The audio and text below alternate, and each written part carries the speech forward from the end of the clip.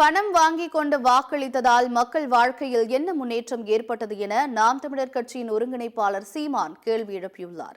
ஈரோடு கிழக்கு தொகுதியில் நாம் தமிழர் கட்சி வேட்பாளர் சீதாலட்சுமியை ஆதரித்து பிரச்சாரத்தில் ஈடுபட்ட அவர் 2026 சட்டமன்ற தேர்தலின் போது திமுக குடும்ப தலைவிக்கு மாதம் 2000 முதல் 2500 ரூபாய் வழங்கப்படும் என்ற வாக்குறுதி அளிக்கும் என்று தெரிவித்தார்.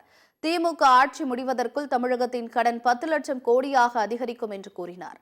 பணம் வாங்கிக் கொண்டு வாக்களித்ததால் மக்கள் வாழ்க்கையில் என்ன முன்னேற்றம் ஏற்பட்டது என்று கேள்வி எழுப்பிய சீமான், சலுகை, போனஸ், மானியம், இலவசத்தை தவிர எந்த வளர்ச்சியும் இல்லை என்று விமர்சித்தார்.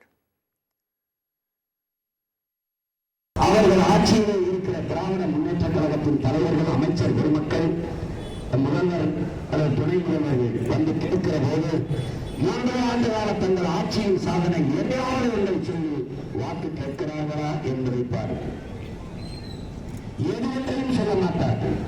நாங்கள் கொடுத்த 1000 ரூபாய் உங்களுக்கு வந்ததா, நாங்கள் கொடுத்த 1000 ரூபாய் உங்களுக்கு வந்ததா, இதை மட்டும்தான் கட்டுப்பது, இதை மட்டும்தான் கொடுத்தது கேட்பார்கள். எந்த அளவிற்கு இந்த நாடு வளர்ந்திருக்கிறது என்பதை பாருங்கள்.